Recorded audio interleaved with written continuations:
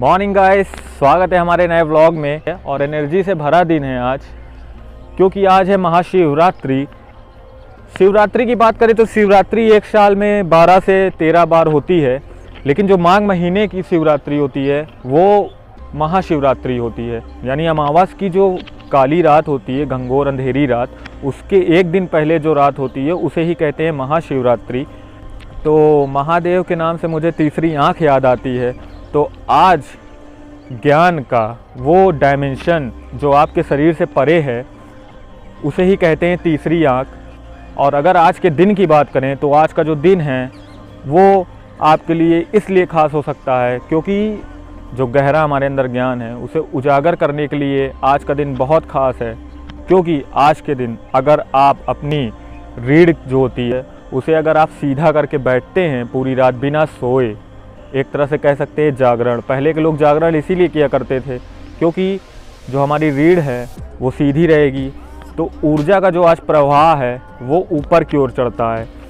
अगर इसे साइंटिफिक तरीके से देखा जाए तो जो हमारे प्लैनेट हैं, जो उसमें सेंट्रीफ्यूगल अपकेंद्रीय बल हैं, वो ऊपर की ओर चढ़ते हैं। तो जो हमारे यौगिक परंपरा थी पहले की, अभी भी है, जो हमारे यौगिक थे उन्होंने ये नियम निकाला कि आज महाशिवरात्रि के दिन अगर कोई नहीं सोता है, नहीं लेटता है, सिर्फ बैठा रहता है अपनी रीढ़ को सीधी करके, एक तरह से जागरण के फॉर्म में अगर आप बैठे रहते हैं, तो जो आपके शरीर ऊर्जा है वो ऊपर की ओर चढ़ेगा। और जैसे ही वो ऊपर की ओर चढ़ेगा तो जाहिर सी बात है जो ऊर्जाएं वो मस्तिष्क में जाएंगी और आपका विकास होगा। ये मैं इस तरह से उदाहरण दे सकता हूँ कि पहले बंदर थे वो झुके थे, फिर आदि मानव आए, थोड़ा डेवलपमेंट हुआ, लेकिन जब आदमी एकदम सीधा हुआ, रीढ़ एकदम सीधी हुई, तो आज आप देख सकते हैं हम लोग एकदम सीधे हैं और हम लोग कितना डेवलप कर चुके हैं चीज़ों को, टेक्नोलॉजी कितनी बढ़ चुकी है। तो इसका मेन साइंटिफिक रीज़न यही है। तो बिना देरी किए हुए चलते हैं अभी मैं गंगा जी के पास। ब्लॉग थोड़ा बड़ा है, लंबा हो जाएगा, लेकिन देखिए ज़रूर मज़ा आएगा बहुत ज़्यादा। तो गाइस अभी हम लोग नहा चुके हैं और कपड़े बदल लिए और अभी हम लोग जा रहे हैं, मेले से होते हुए जाएंगे और थोड़ा नाश्ता करेंगे। नाश्ता करने के बाद चलेंगे। हो सकता है बारात भी निकलने वाली हो, तो आपको बारात भी दिखाना अभी। तो गाइस पहले ये ढोलक की आवाज़ सुनिए।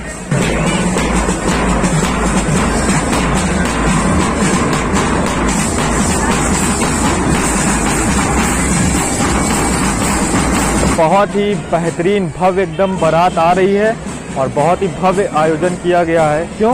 क्योंकि एक राजकुमारी की शादी है और सभी प्रकार के व्यक्ति यहाँ शामिल हुए हैं बारात में, असुर भी देवता भी। जबकि आमतौर पे जहाँ असुर होते हैं वहाँ देवता नहीं जाना चाहते और जहाँ देवता होते हैं वहाँ असुर नहीं जाना चाहते, लेकिन ये भगवान शिव की बारात है, भगवान शिव की शादी हो रही है, इसलिए सब लोगों ने शामिल होने का मन बनाया है।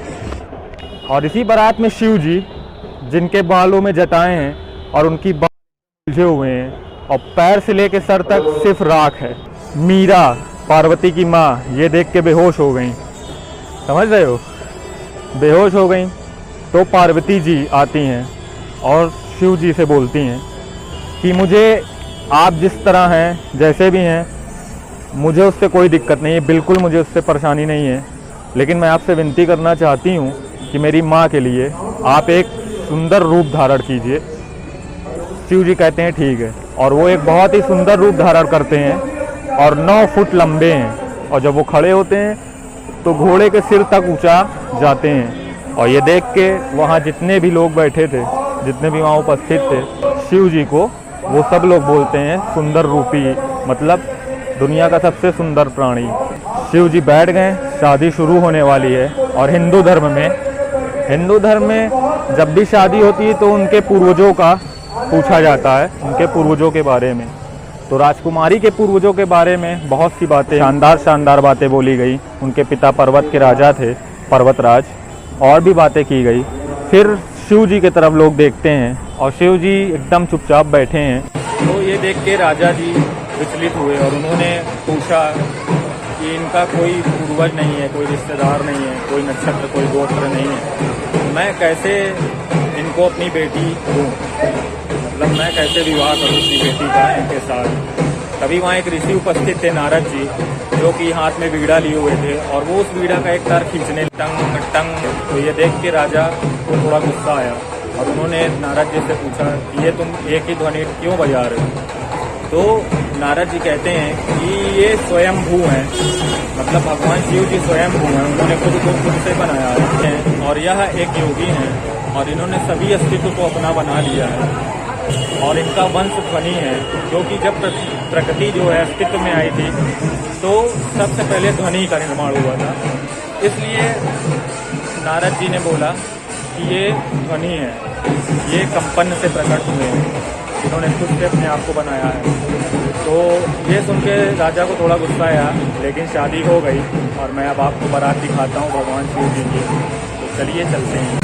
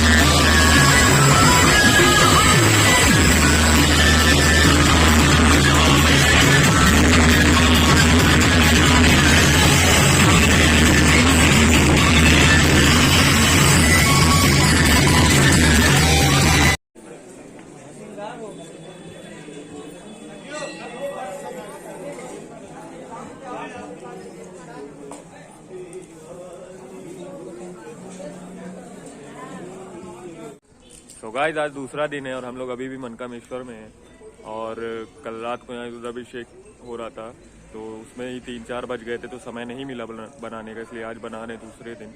आप देख सकते हैं पीछे मनकामेश्वर बहुत काफ़ी बेहतरीन सजा था, वीडियो में आपको दिखेगा, बहुत ही अच्छा श्रृंगार हुआ था। और शिव जी की बारात भी आपको दिखाए, जो कि 3 से 4 घंटा की थी, वो भी निकली थी। तो काफ़ी समय लग गया कल वीडियो बनाने में, इसलिए कुछ और नहीं कर पाए। और अब चल रहे हैं घर की ओर, फ्रेश होंगे, सब कुछ करेंगे, क्योंकि कल रात से यहीं पे हैं, तो काफ़ी थक गए हैं। और 3 तरफ की बारात निकलती, 3 तरफ की बारात को शूट करने में बहुत मेहनत लगती है। और पूरी रात हम लोग यहाँ पे थे, 3 बजे तक, रात तक रुद्राभिषेक हुआ है शिव जी का। और आप लोग को ब्लॉग अच्छा लगेगा, ब्लॉग देखिएगा, आप लोग एंजॉय करिएगा। और अगर चैनल पे नए हैं तो सब्सक्राइब कर दीजिएगा, वीडियो बहुत अच्छी लग जाती है लाइक कर दीजिएगा, छोटा सा कमेंट करके जरूर बताइएगा कि कैसे लगी वीडियो। चलिए मिलते हैं किसी नेक्स्ट टॉपिक पे नेक्स्ट वीडियो के साथ, तब तक के लिए धन्यवाद।